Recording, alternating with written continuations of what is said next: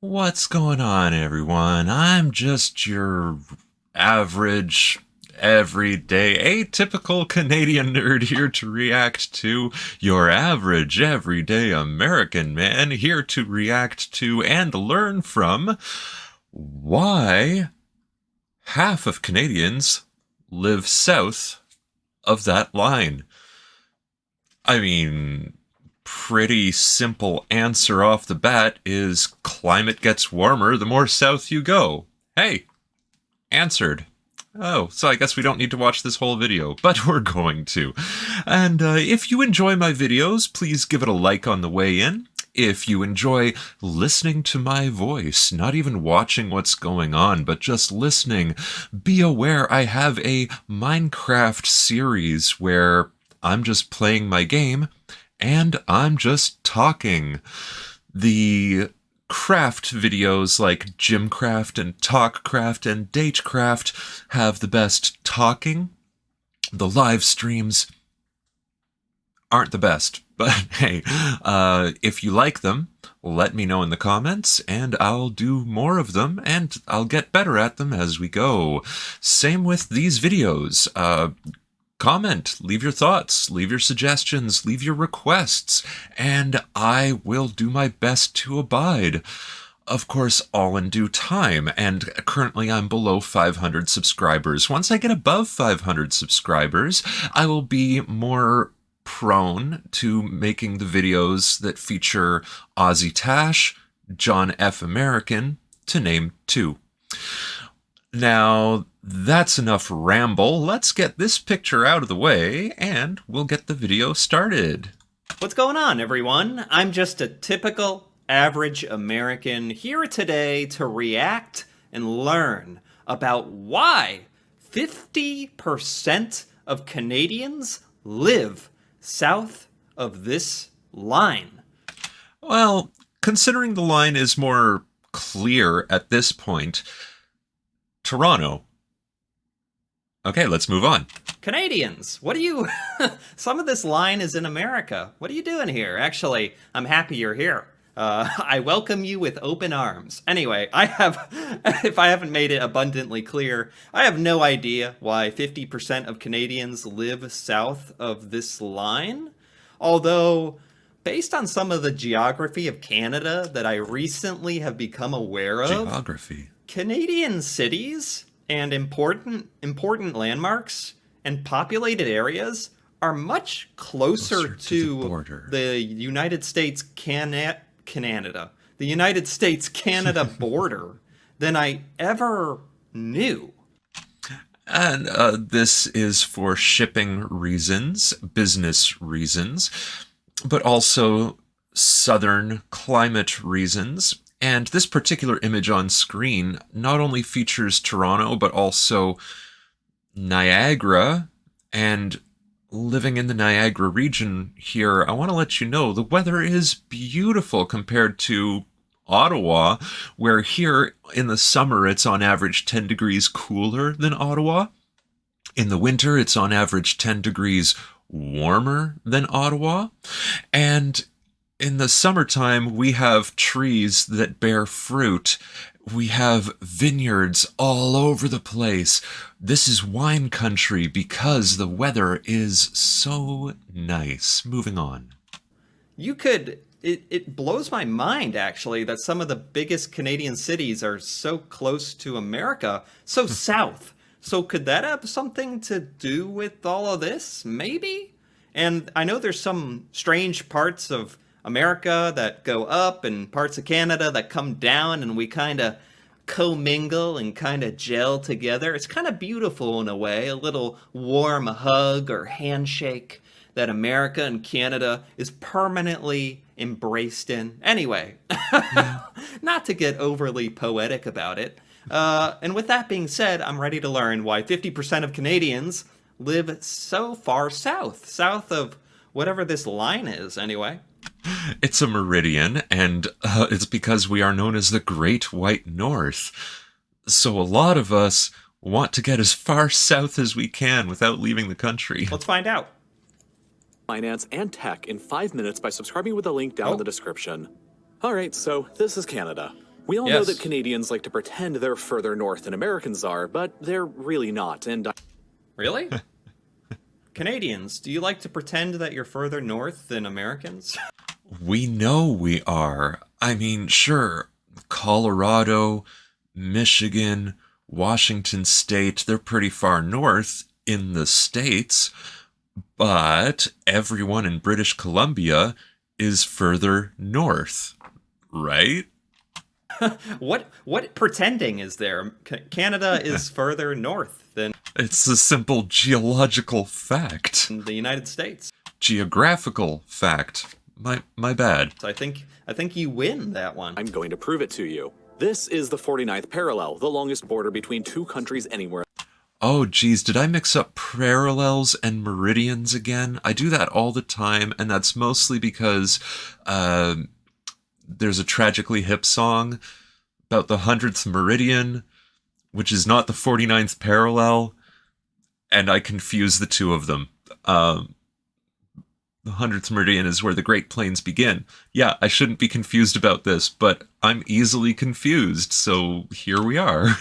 In the world, and the one that's most often thought of as being the dividing line between Canada and America. It's true Yeah. that most Americans do, in fact, live south of this line, but so do most Canadians. What? Wait, doesn't this represent the border? Technically? Yes, and Alaska is north of that border. Wouldn't that mean the Canadians are living in the United States? Or is there a technicality here that I need to learn about? This is kind of crazy. Is this a thing? Huh. In fact, roughly 70% of all Canadians live south of the 49th, in this land shaded red. But I'm sorry to keep pausing it, but most Americans just assume that the Canadian population is evenly dispersed throughout Canada's territory. It is not. But apparently all that stuff to the north, all that stuff right here. Wait, can I do this? It's right here. That stuff is just not very populated or empty, or is it just land that's unusable and everyone's huddled together living in this section underneath the 49th parallel? I had absolutely no idea.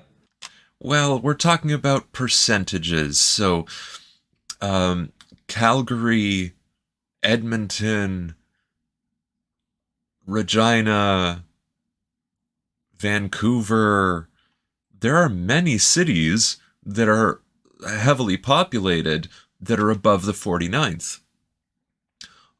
Ottawa, Toronto, Niagara, all south of the 49th. That's how it was. I know that, like I was saying, I know that some important Canadian cities are much more south than I thought, but I never knew.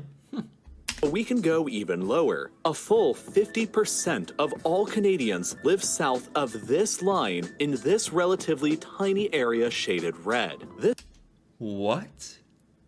50%. 50%. Half of Canada lives there, in between Michigan and New York. What? And that red area has a lot of area and a lot of cities.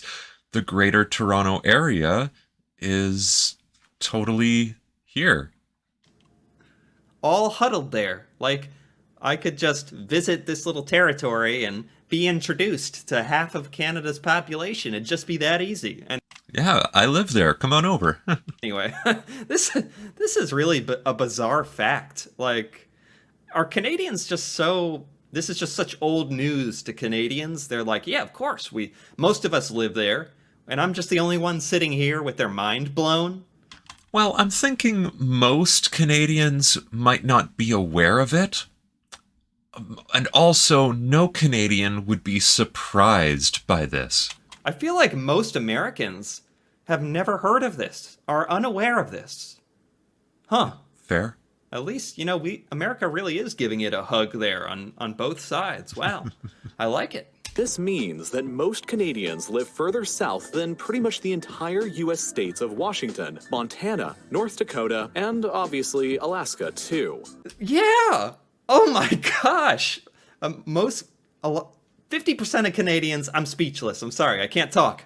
50% of Canadians live further south than several of the states. What the heck? But I'm not done embarrassing Canada just yet. Oh, we're not embarrassed by this. Who's embarrassed by this? Maybe Tyler? But no one else. Whoa, I don't think it's embarrassing. Oh, okay, even he doesn't think it's embarrassing. So, like, well, moving on. Unless Canadians really have a sense of being northerners, like that's a core part of their identity, being north of the United States, I think is cool. I mean, as a nation, we are. As a people, doesn't matter. I think this is pretty cool. This is a fascinating fact. I'm still wrapping my head around it. This is the southernmost point of Canada on Middle Island in Lake Erie. Zooming out to view more of the North American continent, would it surprise you if I told you that there are, in fact, more Americans who live north of this island than Canadians? Okay.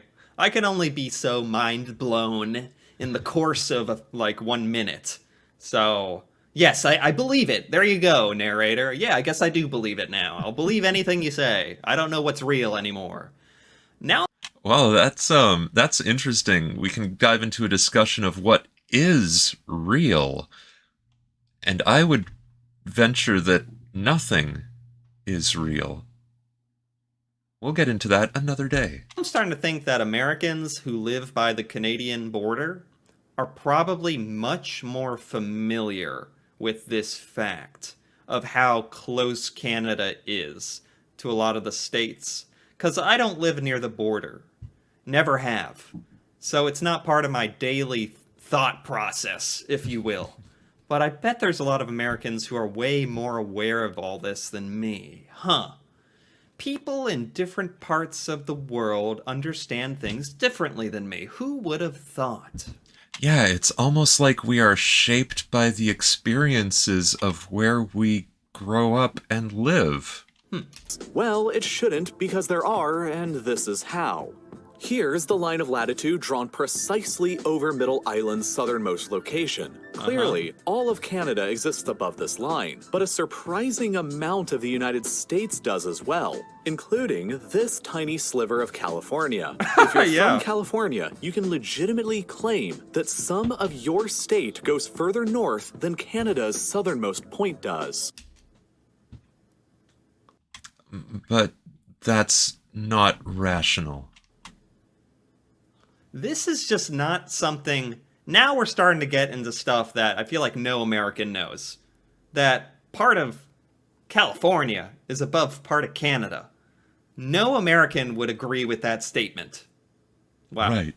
With the line this far south, though, a lot of America's largest urban areas exist above Canada's southernmost point. Yeah. Like the entirety of Oregon, Washington, Idaho, Montana, South Dakota, North Dakota, Minnesota, Wisconsin, Vermont, New Hampshire, Maine, Alaska, and most of Wyoming, Michigan, New York State, and Massachusetts.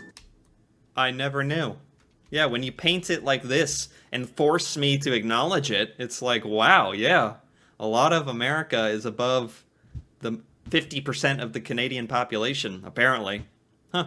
Added up together, this means that more Americans live north of Canada's southernmost point than Canadians do, which is kind of weird. Yeah. In fact, approximately... I just didn't realize how deep Canada's southern tip extends and pokes into the United States. I just never, truly appreciated just how much Canada is poking us. Why are you poking us so deeply, Canada? Actually, it's fine. 80% of the entire Canadian population lives within just 100 miles of the United States border. But Huh. why? Canada is huge. Why do most Canadians live so close to the American border? Well, because it's closer to the grocery store, you know? Exactly. There's so much more Canada to the north.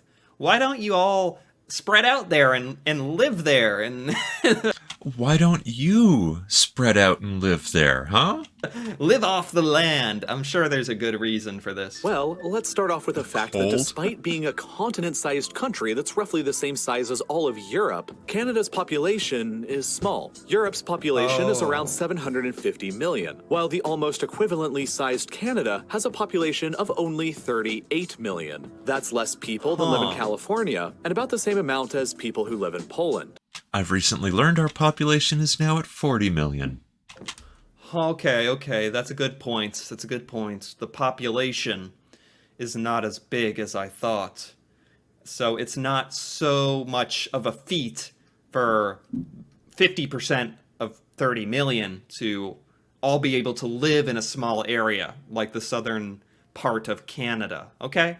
38 million people can't possibly settle densely across an area of this huge size. Right. And they haven't. Instead, Canada's small population exists in faraway, spread out pockets of population like Vancouver, Calgary, Edmonton, and most significantly, the dense urban and industrialized corridor here between Quebec City in the northeast and Windsor in the southwest. Half of Canada's entire population simply lives within this 700-mile stretch of land that You know, it's probably because this is just a very, very desirable place to live in Canada. I mean, that's what he's saying, basically. It's super convenient. It's very close to a lot of important cities and places. It's just more convenient and more like, it's just a good place to live. Just like, if you're thinking about it purely practically. Yes, because the further north you go, the fewer people want to live there because of the temperatures.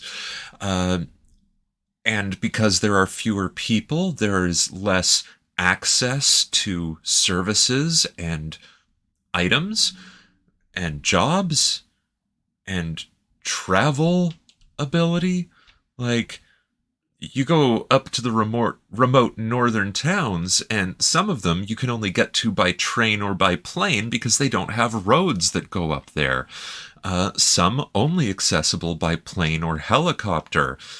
It's just not practical to live there if you want to have the simple life of being able to hop in your car and go a few cities over for that specialty item that you can only find in that one town. And what about the cost of transporting food and other necessities is a lot lower when we're all closer together. that includes Toronto, Ottawa, Montreal, and Quebec City. Right. Quebec City, Montreal, Ottawa, Toronto, Windsor are all here. So there you go. That's enough reason all into and of itself. And it's all because of geography and history. And weather. As you're probably aware, Canada can get pretty cold. Half of the country is covered by what's called the Canadian Shield, a Oh. huge area of exposed rock with only a tiny layer of topsoil where farming is effectively impossible and winter temperatures are severely cold. You just can't have people or civilization without food. Wow. See, I can't relate to this as an American. We don't have anything like that. Like a vast amount of territory that's just not very usable for farming and other purposes and gets cold and covered in ice and stuff like that. That makes way more sense. So that effectively eliminates most of Canada from ever being able to have many big population centers. Yeah. Instead, Canada's civilization developed down here away from the shield, and where large-scale farming is actually possible. And it's possible primarily because of these. The Great Lakes. Yeah, the Great Lakes. That gives you access to bodies of water, which are important for, civilization. It's all starting to make sense to me. Canadians, you're not so strange after all. This makes perfect sense. Well, we could still be strange. But that's beside the point. Moving on. These are the largest collection of freshwater lakes anywhere in the world by surface area that pretty much act in a similar way as an inland sea does, like the Mediterranean or the Baltic. The lakes soak up heat and cool the air down in the summertime, and then they radiate that heat back out slowly throughout the autumn months. Yes, yes. This blew my mind when I learned about how bodies of water can have such a massive impact on temperature and weather. Amazing. Preventing the area that surrounds them from getting as cold as the areas that don't. When combined with the frequent influx of warm, moist air coming up from the Gulf of Mexico, this does wonders for warming up the surrounding region's climate. So because of this effect, the Quebec City-Windsor corridor has richer and deeper soil than anywhere else in Canada does. And that means that large-scale agricultural farming operations that can support a large population are possible here, and almost no... Wow, look at all that farming, agriculture. So this is the existence of so much of the population living in this part of Canada is practical. It's purely practical. It was probably done a long, long time ago in Canada's history where the Canadians were like, hey, this is the place to be. It's warm. We can survive here. Nowhere else where it's just too cold and too rocky. The climate is so good here that it's even possible to grow fruit in orchards and even establish wineries. But the climate and agricultural potential is only half of the reason why this is where most Canadians live. Oh, what could the other reason be? Huh. I just feel like it's being in such close proximity to the United States is like helpful for the economy and trade. There you go. Is that a reason? The other reason is geopolitical significance and power projection. This is the St. Lawrence River, and it's one of the most historically significant rivers in all of world history. It contains the world's largest estuary, and for most of the past 5 centuries, was the only easy way for the Europeans to explore the North American interior. Historically, European ships from the Atlantic could enter into the St. Lawrence and sail down only as far south as the dangerous and impassable Lachine Rapids here, which is conveniently right where the city of Montreal happened to be developed and settled. Okay, so it has more to do with ship travel in a time long ago, and the fact that you couldn't sail your ship past this impassable rapids. So they started establishing, they're just like, we'll stop here, guys. Everyone out. Time to build Montreal. Yeah, that's how a lot of cities ended up being built, because ships could go there. Which, interesting survival fact, if you're lost out in wilderness, you know, you can find a road and follow that to a city. Likewise, if you find water, you can follow that to a city. Which is conveniently right where the city of Montreal happened to be developed and settled. For hundreds of years, Montreal was the primary port town on the St. Lawrence and the gateway to the North American interior for ships sailing in from the Atlantic. But over the centuries, humanity expanded upon nature's limitations. Eventually, in the early 19th century, the Canadians constructed the Lachine Canal across Montreal Island to bypass those dangerous rapids, and, combined with a complex series of other canals and locks across the other various lakes and canals that culminated with the St. Lawrence Seaway being opened up in 1959, ocean-going vessels could finally and freely travel all the way between the Atlantic and each of the Great Lakes. Wow, this is just human ingenuity at its finest. Exploration, following the St. Lawrence River, is it? All the way down, getting past the rapids, and basically forming what would become the border of Canada and the United States, based on where you could sail your ship and get to. So the second reason for people being located here was just, it was physically possible to get there. Which established cities like Toronto, Buffalo, Detroit, Chicago, and Duluth as other important trading ports with access to the world's oceans. This is partly why cities like Chicago, in particular, became the epicenter of the American railway system. It's relatively centrally located within the country, and with access to the Great Lakes and the St. Lawrence, goods can be imported and exported from here across the world's oceans. Because of all this, a massive amount of lucrative automotive trade has flown along the St. Lawrence for decades, and all of it has to pass through the ports of Toronto.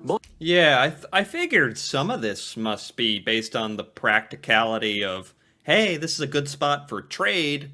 I just didn't realize about the bodies of water and the ship routes being so important for reaching the ocean, and I would never have come up with that, but that's really interesting. Montreal and Quebec City, increasing all of these cities' prominence and leading to them becoming the top destinations for immigrants coming to Canada from abroad. Just Cool. look at the historical population data of Toronto and Montreal. In a single century between 1881 and 1986, Toronto's population absolutely exploded from a town of 86,000 people to a metropolis of 2.2 million. A metropolis, wow, there's a word for you. So basically, the city was built in such a smart location. Just that alone set the stage for it to explode in popularity and population. That's It was convenience more than smart, but yes. pretty cool. That's pretty forward-thinking, high IQ play by the Canadians. While Montreal went from about 150,000 people to 1.7 million in the same time period. That is why currently about 50% of all Canadians live south of this line, Yeah. and why around 80% of Canadians live within 100 miles of the United States border. The border that's been Okay. closed for over a year now and is finally opening back up again next month. Oh, when was this video made? July 2021. Okay, at Yeah. least that day is come and past. In response to COVID-19, Canada shut the entire border down with the United States to non-essential travel back in March 2020, and they're finally opening it back up again on August 9th after 1 year and 5 months, which is the longest the US-Canada border has been shut down for since the War of 1812, more than Oh. 2 centuries ago. A Huh. lot of what's happening today is based on what happened yesterday or last week. As Canada's long border closure with America has finally ended, and as someone with friends in Canada who visited the country often from the States, these events directly impacted my life over the past year. Yeah, I mean, this is really shaping my perspective on the travel between Canada and the United States. I always knew that it was common to travel between the two countries. It is regular. It's a wonderful thing, but I never realized how accessible Canada was to Americans and America to Canadians. Because I've never traveled between the border. I've never lived near the border, so I didn't have really a mental image in my mind when I thought about that. So this is much needed information for me. This is good. This is good stuff for me. Yes, it's absolutely convenient. I know people in this area who date across the border, go grocery shopping across the border, daily trips to education across the border, and vice versa. It's very common, very regular, very normal. I was literally in Canada in March before the border was closed and left back to the United States without realizing that it would be nearly a year and a half until I would be able to return again. Oh, yeah. I wanted to understand why the border closure kept getting extended throughout this past year, and so I began keeping up with the events by reading the frequent short articles that were being posted to Morning Brew every Oh, month. I was I was wondering. I was like, where is he going with this? Is this an ad? Yes. Here we go. It's an ad for Morning Brew. Okay, I appreciate the hustle. Okay, that's actually the end of the video. He got me. He got me with his sponsored segment. That was real life lore. I still liked your video. I still like you, real life lore. That was a smooth sponsorship. Yeah, real life lore's been doing good, especially covering the Ukrainian war. Insert. Anyway, this was great. This was almost too much for me. I feel like I was having a mental breakdown during this video. Coming to terms with the fact that 50% of the Canadian population lives south of like 10 of the states in the United States. That I could basically toss a muffin and hit a Canadian on the head. They're so close to me. I had no idea. I mean, if you can toss a muffin over a lake, Sure. It's actually pretty cool. It totally gives me a better picture in my mind of the geographical relationship between America and Canada. And if that sounds sad to Canadians watching, that it took till right now for me to grasp that, I blame the American education system We do as well. for not, I can't even remember going over the Canadian-American border or geography of Canada. He's never heard of the Canadian Shield before, which is not in fact a shield, but rock. Ever in my American education. Just, elementary school, high school. I don't remember it ever. It had to have been brought up at some point, maybe once ever. But it's really just up to day-to-day American talk to bring it up Canada and geography, and it never doesn't really happen. So yeah, I didn't know most of this. I barely knew any of this, which made it fascinating for me. I feel like I got to experience a lot watching this video. This was great. I really enjoyed this. Yeah, it seems like he really knew nothing about Canada before starting this channel, and well, that's fair. And he probably knew just as little about the other countries that he covers on his other channels, which are not mentioned on this channel, and I won't mention them either.